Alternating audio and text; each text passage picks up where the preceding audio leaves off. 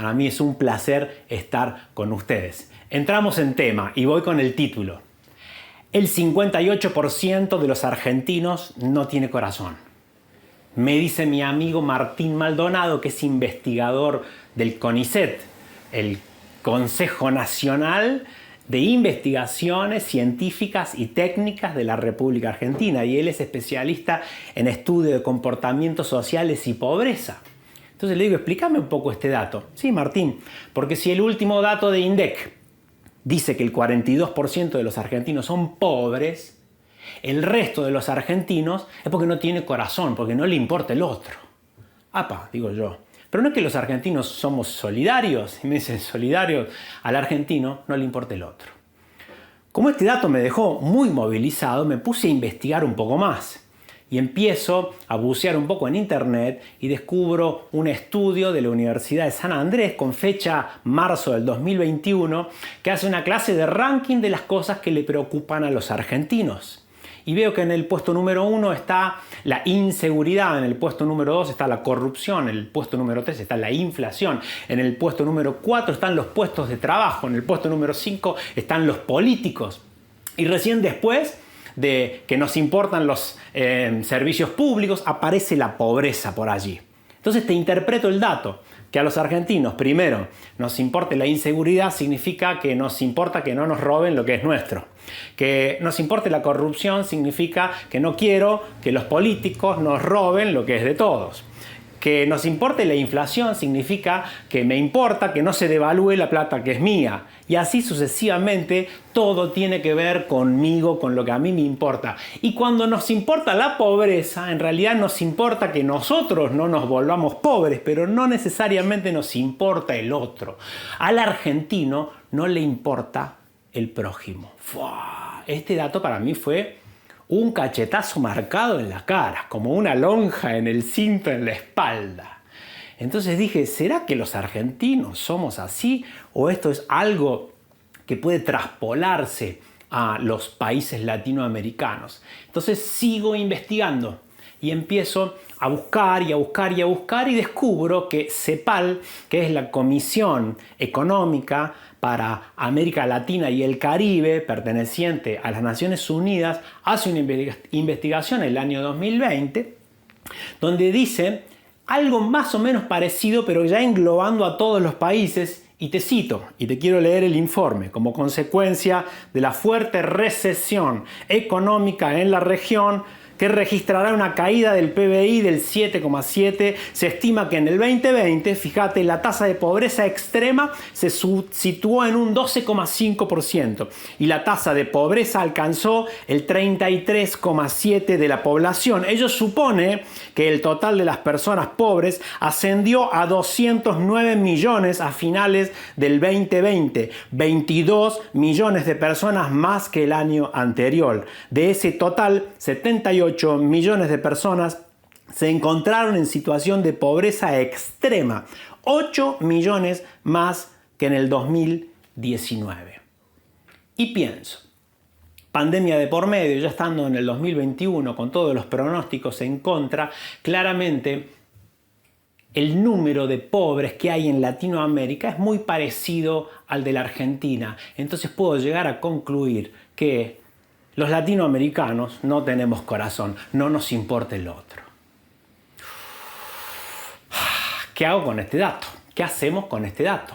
Y acá es donde me viene Jesucristo y sus palabras y aparece, ¿viste? Mateo 20 cuando dice, más entre vosotros no será así, sino que el que quiera hacerse grande será vuestro servidor y el que quiera ser el primero será vuestro siervo.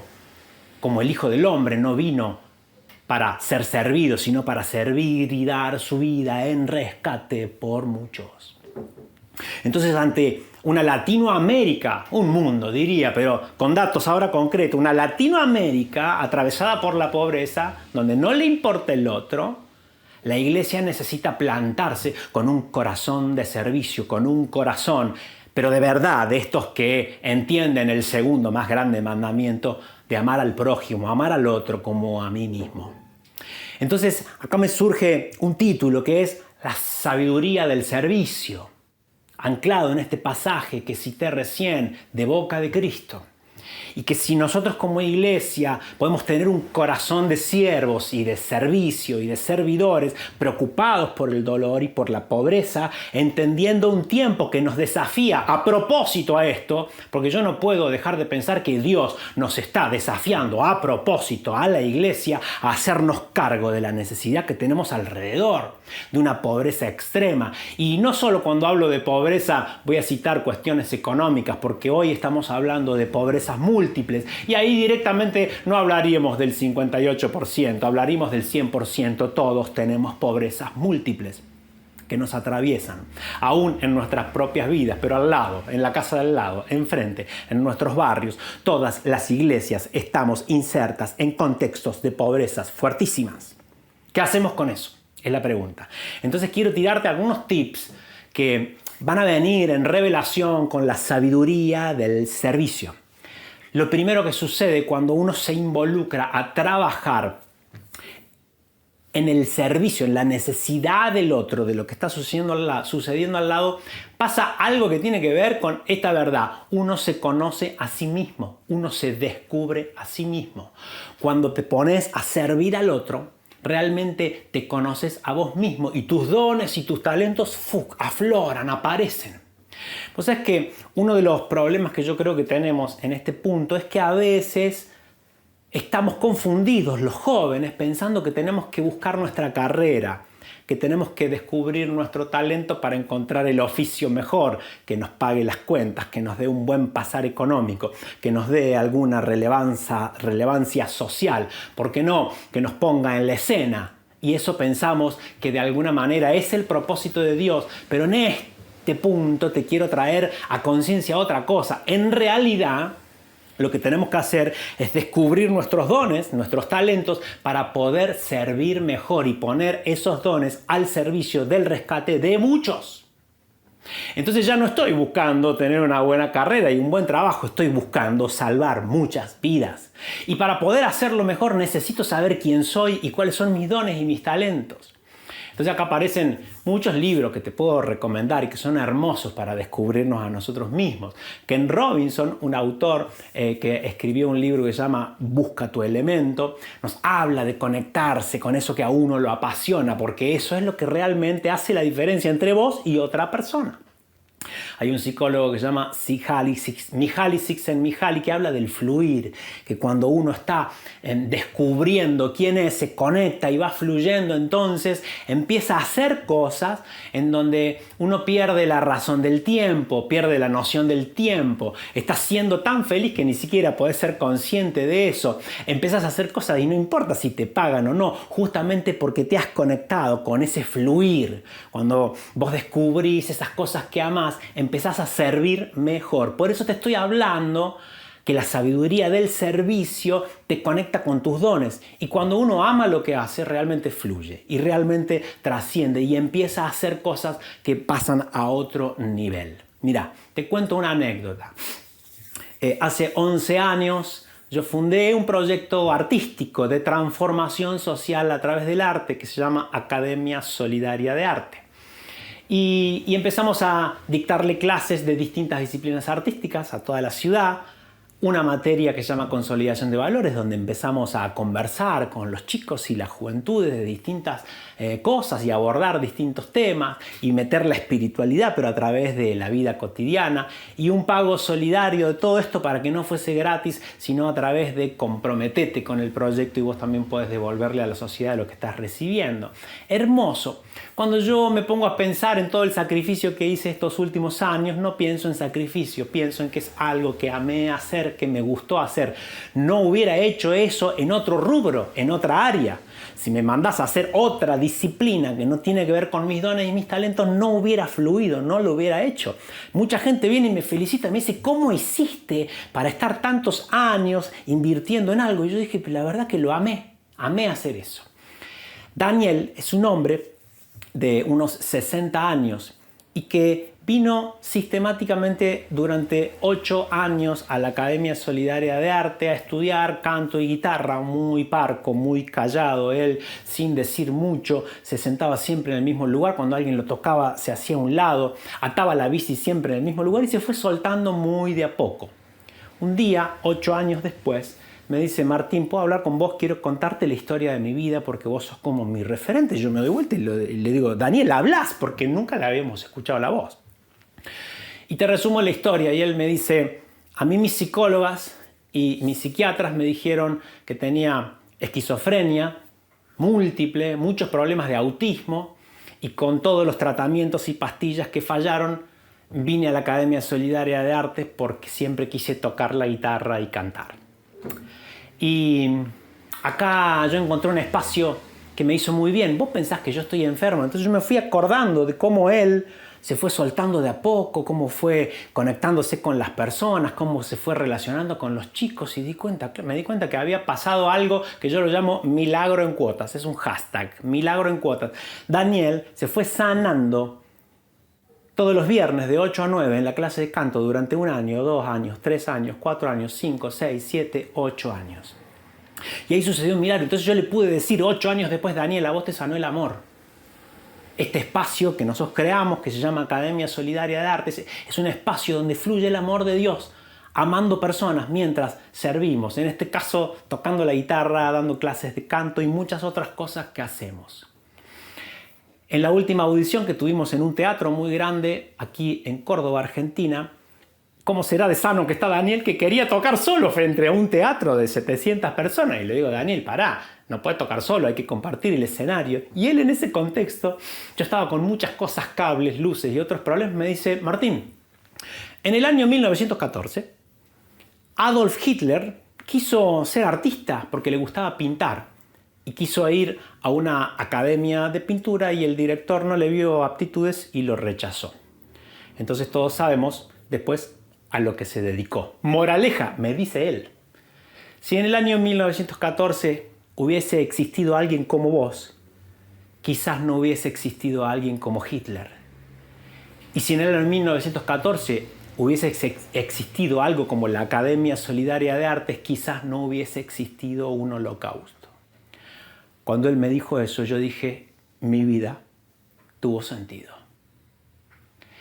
Y lo saco de mí porque esa frase no fue para mí, sino fue para estimular a todos los cristianos de la tierra, para decirles y devolverles ese gesto que yo sentí que el Espíritu Santo me mimó. Y yo te digo a vos, si tus dones se conectan con vos y existen personas como vos, probablemente no existan un montón de personas dañadas o podamos combatir a un montón de personas que están haciendo daño. Y si existen espacios como el que vos estás creando o podés crear, probablemente esos espacios compitan, combatan, anulen espacios de daño del reino de las tinieblas.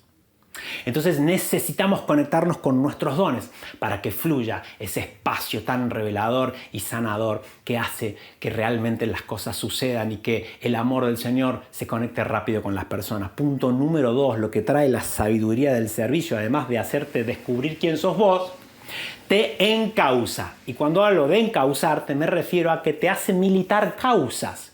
Te pone en un lugar donde nos dedicamos a hacer ciertas cosas. Otro de los problemas que yo noto es que a veces las iglesias, los jóvenes, no se sabe bien en qué causa estamos militando. Claro, militamos la gran causa del Evangelio, predicamos el Evangelio. Ok, con eso, está muy bien.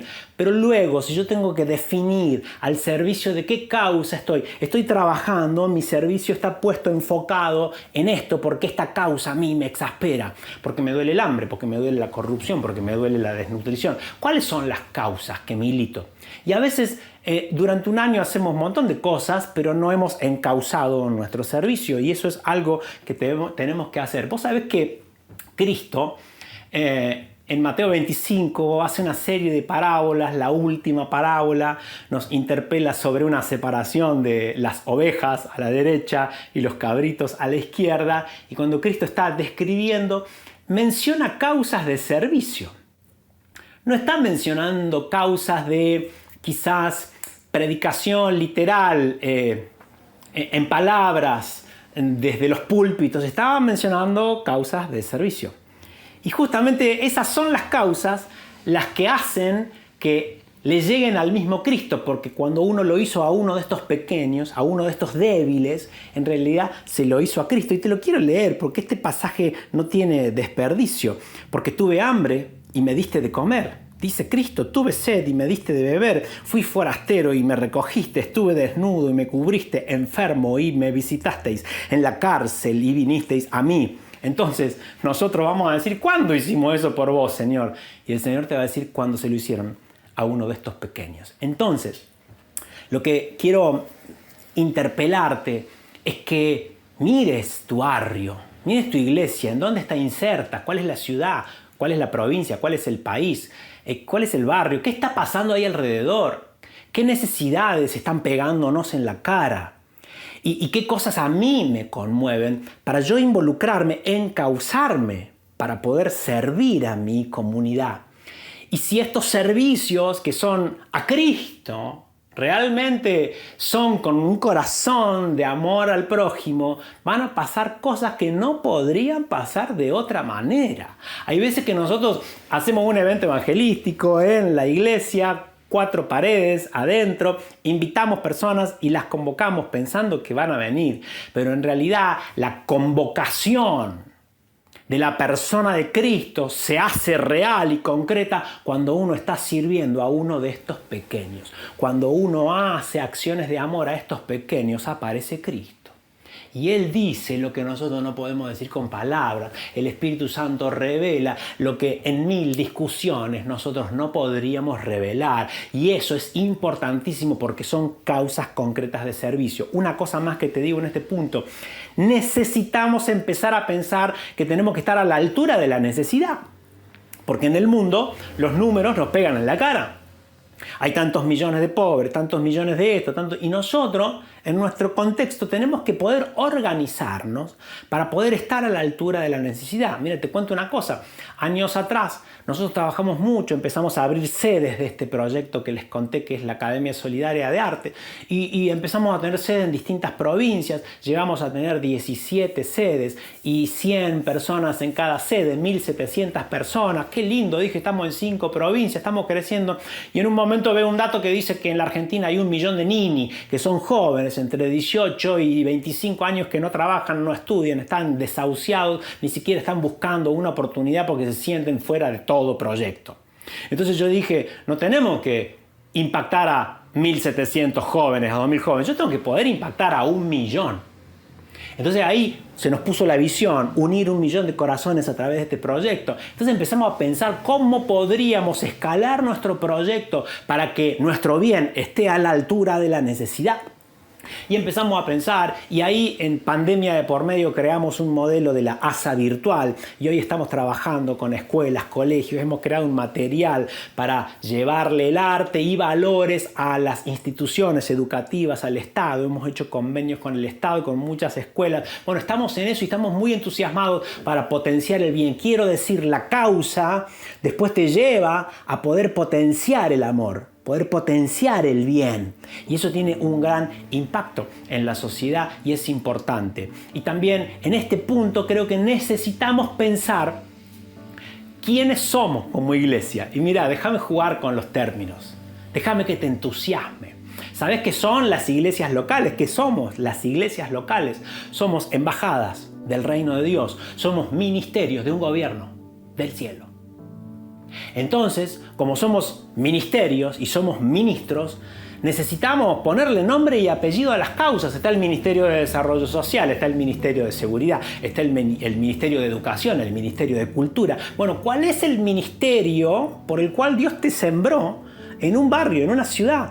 ¿Al servicio de qué causas yo estoy? Y cuando me entiendo como un ministerio del gobierno de Dios, empiezo a entender esto de la política pública, que es una acción, un plan, un programa, un proyecto que le es útil a una comunidad. Y mira esto, cuando una política pública se transforma en política de Estado, cuando cambia el gobierno de turno, pasa otro gobierno de otro color político, pero esa política, ese proyecto se continúa porque le hacía bien. Las iglesias hacemos políticas de Estado, del reino de Dios. Entonces van a pasar los años, aún pasarán los pastores, pasaremos nosotros como personas, pero los planes, programas y proyectos que son revelación del Espíritu Santo para bendecir a una generación tienen que continuar y mejorarse.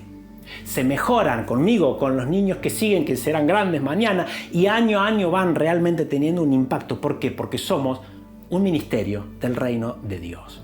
Y por último, te digo, porque hay mucho más en esto, que al último esta sabiduría del servicio, ¿sabes quién nos hace descubrir? Nos hace descubrir quién es Cristo. Y me viene este pasaje tremendo. Haya pues en vosotros el mismo sentir que hubo también en Cristo Jesús, el cual, siendo en forma de Dios, no estimó el ser igual a Dios como cosa que aferrarse, sino que se despojó a sí mismo, tomando forma de siervo, hecho semejante a los hombres, y en su condición de hombre se humilló a sí mismo, haciéndose obediente hasta la muerte y muerte de cruz, por lo cual Dios le dio un nombre, que es sobre todo nombre, para que en el nombre de Jesús se doble toda rodilla de los que están en los cielos, en la tierra y debajo de la tierra, y que toda lengua confiese que Jesucristo es el Señor, para gloria de Dios Padre. Cuando nosotros entendemos este despojo de amor y de servicio que Cristo nos enseñó al dejar sus títulos y bajar a la tierra a hacerse uno de nosotros y aún el peor de nosotros, entonces vos te das cuenta que dejamos de discutir ideologías. No estamos discutiendo ideologías, estamos sirviendo con amor al prójimo. Y te cierro este encuentro y esta charla con esta idea. Cuando nosotros nos transformamos en ideólogos de ideologías, empezamos a conversar, discutimos con un montón de personas y logramos obtener enemigos. Y el diablo festeja y se hace la fiesta. Porque logramos ser nosotros quienes estamos contribuyendo a una grieta.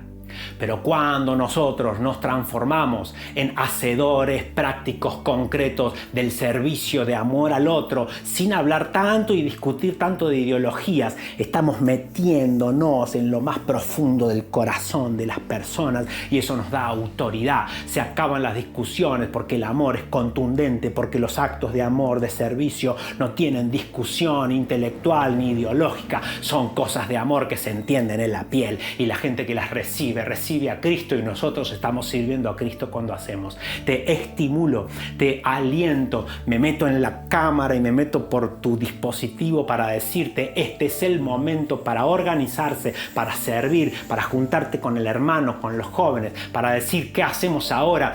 Oremos, nos juntemos en los templos, alabemos, hagamos todo lo que hace falta, todos los cursos de discipulado, gloria a Dios por ello, pero no vamos a querer dejar de salir a la calle a servir, porque eso es lo que en este momento el Señor nos está impulsando y Dios se va a manifestar a través de la acción de la iglesia, sobre todo cuando esa iglesia joven se manda y pisa la tierra, que también le corresponde porque el Señor nos ha puesto como reyes y sacerdotes en una época difícil, pero para que nosotros seamos luz, para que nosotros seamos sal, para que nosotros estemos coordinando soluciones, bajando soluciones del cielo. El mundo no las tiene, el cielo las tiene y esas serán las que van a glorificar a Dios en este último tiempo. Que el Señor los bendiga.